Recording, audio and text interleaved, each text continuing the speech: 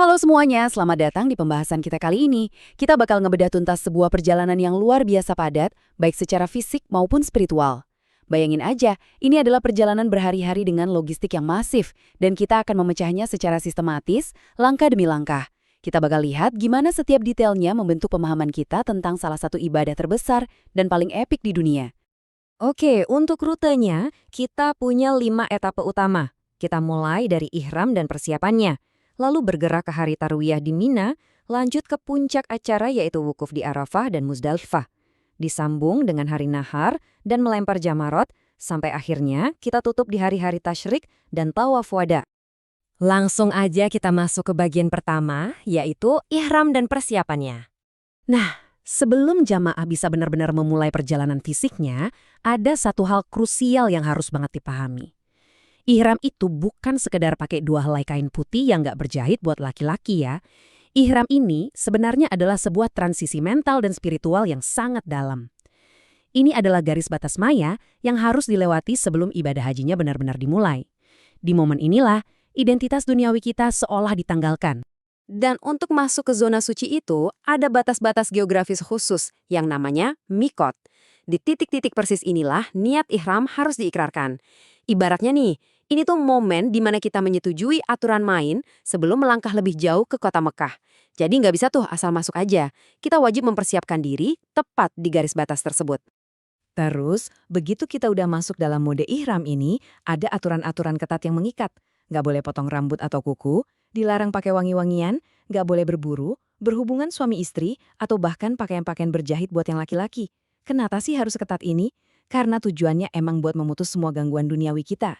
Satu sosial hilang, ego diturunkan, dan yang tersisa cuma kesetaraan dan fokus 100% ke Sang Pencipta. Luar biasa kan? Setelah niat dan aturan mainnya terkunci, kita masuk ke bagian kedua, hari Tarwiyah di Mina. Biar kebayang gambaran besarnya, yuk kita lihat lini masa perjalanannya secara kronologis.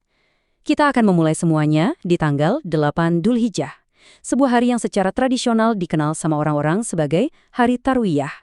Di hari ke-8 ini, bayangin ada jutaan orang secara serentak bergerak dari Mekah menuju sebuah kota tenda yang super luas di Mina.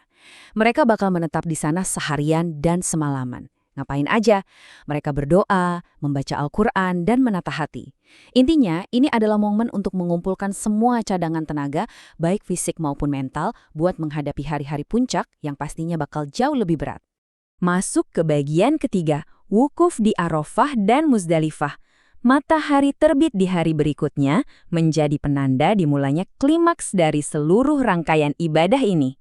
Jadi, apa sih yang sebenarnya terjadi di hari yang paling penting ini? Gini, kalau ada satu hal aja yang bisa kalian bawa pulang dari penjelasan kita hari ini, ingatlah betapa krusialnya tanggal 9 Zulhijjah ini. Saking pentingnya, Nabi Muhammad pernah bilang, haji adalah Arafah. Yap, ini adalah jantungnya ibadah haji. Coba perhatikan jadwal padat ini. Dari pagi bergerak ke Arafah, siang harinya menjamak sholat, lalu masuk ke sore hari di mana doa dipanjatkan dengan sangat khusyuk, sampai akhirnya matahari terbenam dan bersiap pindah ke Muzdalifah. Lini masa ini benar-benar nunjukin ke kita betapa intensnya fokus spiritual yang dituntut tanpa henti dari siang hari sampai matahari itu hilang di ufuk barat. Dan kalau kita ngomongin skala, wah, lautan manusia di Padang Arafah ini benar-benar di luar nalar. Jutaan orang dari seluruh penjuru dunia kumpul di satu titik geografis ini aja. Mereka berdiri berjam-jam, berdoa dengan sangat intens, memohon ampunan. Banyak ulama yang bilang momen ini tuh layaknya simulasi atau gladi bersih dari hari kiamat nanti. Merinding nggak sih bayangin betapa kuatnya energi di sana? Nah, begitu matahari terbenam, aturannya sangat jelas dan tegas. Jamaah diwajibkan langsung meninggalkan Arafah, bahkan tanpa sholat maghrib dulu di sana. Mereka langsung jalan menembus gelapnya malam menuju dataran terbuka bernama Muzdalifah. Di tempat inilah mereka baru mendirikan sholat, lalu istirahat beratapkan langit malam yang terbuka, dan mulai ngumpulin batu-batu kerikil kecil buat persiapan tugas fisik esok harinya.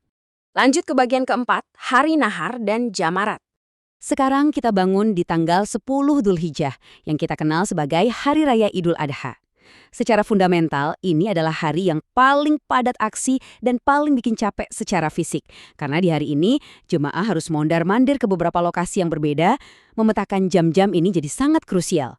Ini ngebantu kita menyusun ulang peta mental tentang di mana tepatnya jemaah harus berada dari pagi sampai malam.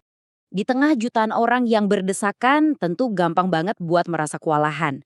Makanya, aktivitas di hari yang super sibuk ini dirangkum rapi jadi 4 langkah berurutan.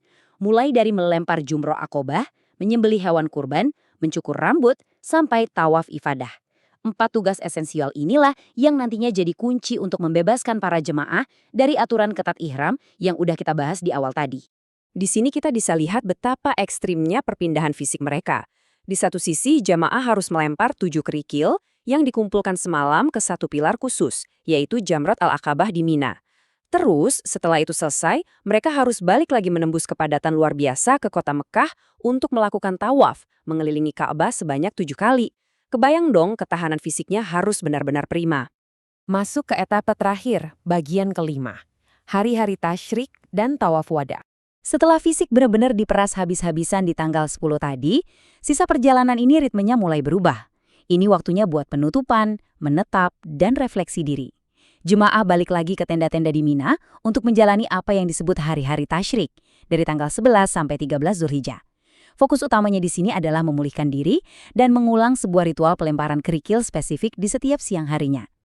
Tapi ada bedanya nih sama waktu Idul Adha kemarin. Kalau kemarin cuma melempar satu pilar yang paling besar, di hari-hari tasyrik ini, jemaah wajib melempar ketiga pilar secara berurutan. Dari yang kecil, yang sedang, sampai yang besar, masing-masing dengan 7 kerikil. Ritual ini benar-benar menancapkan sebuah pesan tentang penolakan mereka yang terus-menerus terhadap segala bentuk godaan setan. Dan akhirnya, tibalah di momen perpisahan. Sebelum jamaah diizinkan secara syariat untuk mengemas barang dan ninggalin kota Mekah buat balik ke rutinitas normal mereka, ada satu syarat terakhir. Mereka wajib melaksanakan tawaf al-wida atau tawaf perpisahan.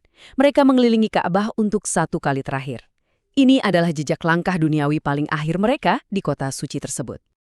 Kalau kita renungkan lagi seluruh lini masa perjalanan ini, melihat ketepatan logistiknya yang menakjubkan dan daya tahan spiritual yang diuji habis-habisan selama 6 hari berturut-turut, kita pasti bakal mikir, coba deh, gimana rasanya keluar dari zona nyaman kalian, menapaki jejak langkah kuno yang nggak pernah berubah ini, dan setelah itu, mungkinkah kita kembali ke rutinitas dengan cara pandang yang sama?